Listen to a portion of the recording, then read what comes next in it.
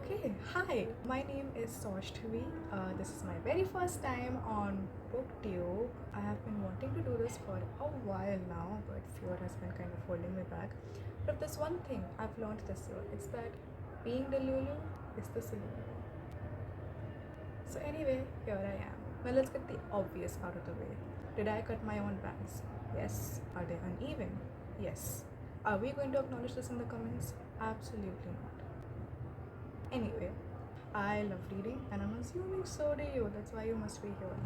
And I have been recently reading the Shadow Me series. I am late to the train. I know. It's been popular on BookTube and BookTok for a while now. And it took me a long time to come here. And I'm finally here and I'm absolutely loving it. And recently, 2 days ago, I read Ignite Me and I absolutely fell in love with it. This has really just solidified my love for the book and for a certain character in the series. So for those of you who don't know, Ignite Me is the third book in the Shadow Me series. Technically the fifth book if you count the novellas. But yeah, it's a third book, so if you haven't read it yet, I would suggest that you stop watching or you watch at your own discretion because there will be spoilers ahead. For those of you who have read it though, let's chat. Do I start with the obvious? Aaron Warner. When I read the first Shadow Me book, I was not expecting myself to fall this deeply for Aaron Warner. I wasn't expecting myself to like him at all, period. First of all, the character development that he has shown us is incredible. Getting to know his backstory, both in Destroy Me and Unravel Me, and this one especially, his backstory about why he is the way he is and the abuse that he has had to go through because of his dad and his relationship with his mother, and everything is just it's so horrifying, and the things that he's had to do and the way he's had to live because of that, everything just starts making so much more sense and starts coming together so much better in this book. I have a soft spot in my heart anyway for the bad boys who hate everyone except their girl, and he pulls it off really, really well. So this is the final part of the first half of the series. I believe the series is divided into two halves. This is the final part to the first half.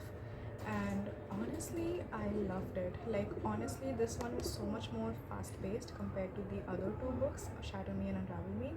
I really felt Unravel Me, I felt how slow everything was, and we were quite stagnated story-wise.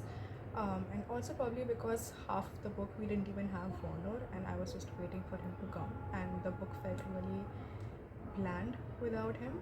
This one though, the pace was going, like we were in it, like throughout it. Honestly, it really felt like a drama, the drama was so real, so intense, and I was loving it. I was laughing so much, I was feeling horrified. But the things that Adam was saying, oh my god, can we talk about Adam for a second? I never had a liking for him, even in the first book. I'm not the kind of person who enjoys insta love stories to begin with, and he just lacked a lot of character and personality, and so I had a feeling that he would not end up being the love interest anyway. But I was not expecting him to go down the route of absolutely being hated either. From what I read in Fracture Me, his opinion of Juliet was just so infuriating because he just kept thinking of her as being someone so absolutely weak and fragile, and it was irritating, honestly, reading that novella. And then to see the things he said about her in this book, you do not say those things to someone that you supposedly love. When I read those things, I was like, there is no taking back all of what you've said. There is no going back from this. You have ruined it. You have. Oh my god, I was so mad. I was kind of glad too because you were just like with every word that was coming out of Adam's mouth, I was like, you are just pushing her more and more towards Warner, my guy, which I'm okay with. But yeah, I really enjoyed pretty much everything in the book. Juliet, her character arc, her growth, her development was so nice to see. Sometimes her character used to be really irritating for me personally in the first two books, with how um, fragile she used to appear, or how she was always in this mode of self-pity, which I can understand why she would be, given all the things that she had been through. But after a point it used to really start dragging me down. But the changes that she's brought in herself and her perspective and her view about her own self and the rights that she wants to live with and what she wants to fight for, all of those opinions developing in her, it's so nice to see that happening. And I'm actually nice to see that this is a female main character that we have, where we see them getting to a point where they're like strong and badass, as opposed to in a lot of stories we have the female character and they're already strong and badass and strong-willed and all of those things, and they're independent. But over here we see Juliet developing into that from something completely different, which was pretty nice to see. I also absolutely adore Kenji. Okay, I fell in love with him. I think in Unravel Me is when like my love for him like really solidified. He's such a good friend. He's such a great character. He's obviously like he's the funny best friend, but he also has an important part to play. I feel like he gives me very Styles energy. Any teen will fancy it. I loved his relationship with Juliet in this book. The scene on the roof of Adam's house that these two had, where they were discussing like Juliet's feelings about Warner, was so good. I was just in my feels in that scene because it was so cute and heartwarming and so well written. And I was like, oh, it was a perfect scene, honestly.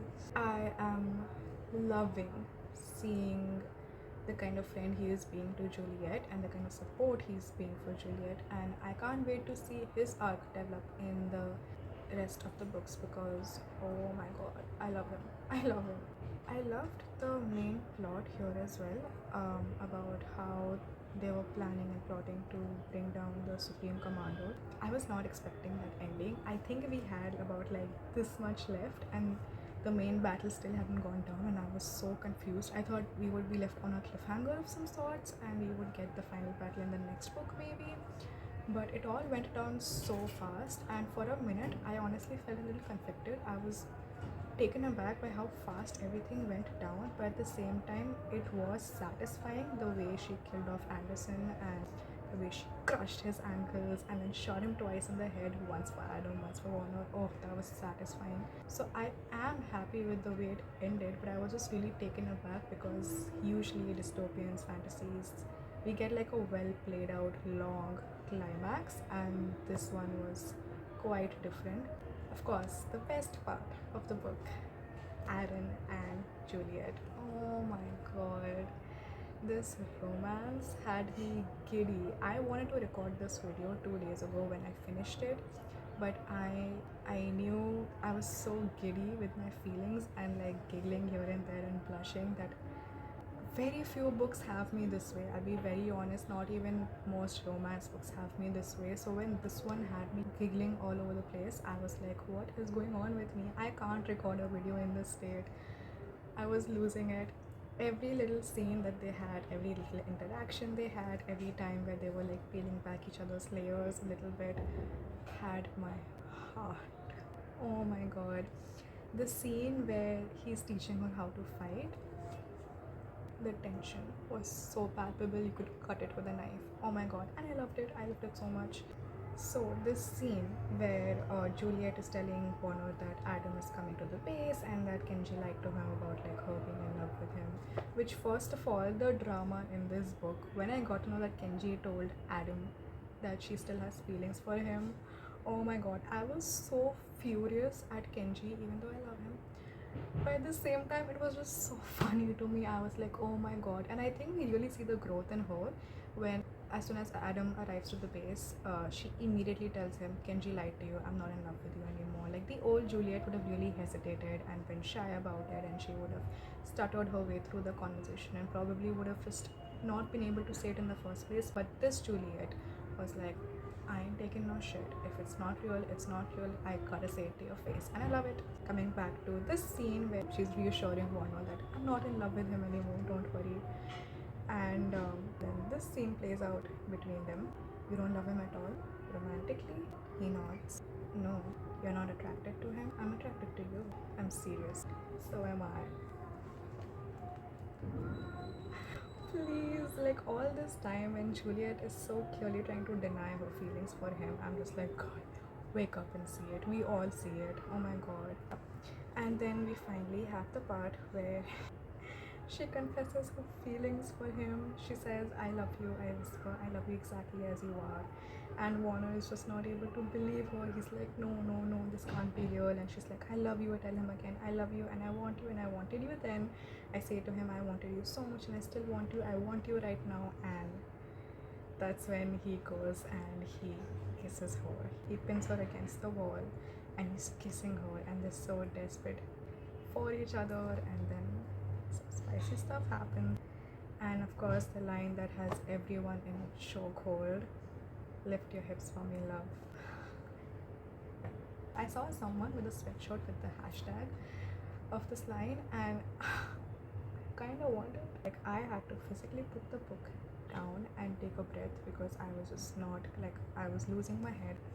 I don't know. It's This book is insane, and everything after the morning after this happens, and he wakes up and she's looking at him, and he has a sleepy, sleepy smile. Oh, it was so cute. Everything so cute. I love Aaron Warner. I love their romance so much, and I'm dying to read the next book because I have no idea what to expect about the story ahead, and I'm excited to see how Juliet is going to lead the nation and how the rest of the world is going to come and fight against her. I'm interested to see how that pans out, and I'm also just really excited to see their relationship. I also just love her writing style, Tahir Mafi. If I'm saying it right, I don't know if I am, but her writing style is so beautiful. The way she uses metaphor and language. Some of my favorite lines are, all I can think is how horrible and beautiful it is that our eyes blur the truth when we can't bear to see it. Swords may cut and kill, but words will stab and stay, burying themselves in our bones to become corpses we carry into the future. All the time digging and failing to rip the skeletons from our flesh. I also love the scene where Adam has just told her off and kicked her out of the house, and she says, I'm so scared that if I move even an inch, my body will snap in half, and everyone will see that my insides are made up of nothing but all the tears I'm swallowing back right now. We also get the nightmare trope in this book, which I fucking loved, and we have this beautiful passage. But there's something about the darkness, the stillness of this hour, I think, that creates a language of its own. There's a strange kind of freedom in the dark, a terrifying vulnerability we allow ourselves at exactly the wrong moment, tricked by the darkness into thinking it will keep our secrets. We forget that the blackness is not a blanket. We forget that the sun will soon rise. But in that moment, at least, we feel brave enough to say things we'd never say in the light. It's such an easy read. I finished this in about 7 hours. I read it in one go, enjoyed it completely, and yeah, I think that's all the feelings I wanted to get out of my system. I am going to read Restore Me in the next couple of days, and I'm thinking of turning it into a reading blog, the rest half of the series. Let me know if that's something you would like to see. Yeah, that's all I have to say. I love this book. I love Aaron Warner, and I hope you enjoyed watching. This was my very first video on YouTube. So if you can like and subscribe, that would make me really happy. And yeah, I'll see you guys in the next video. Thank you.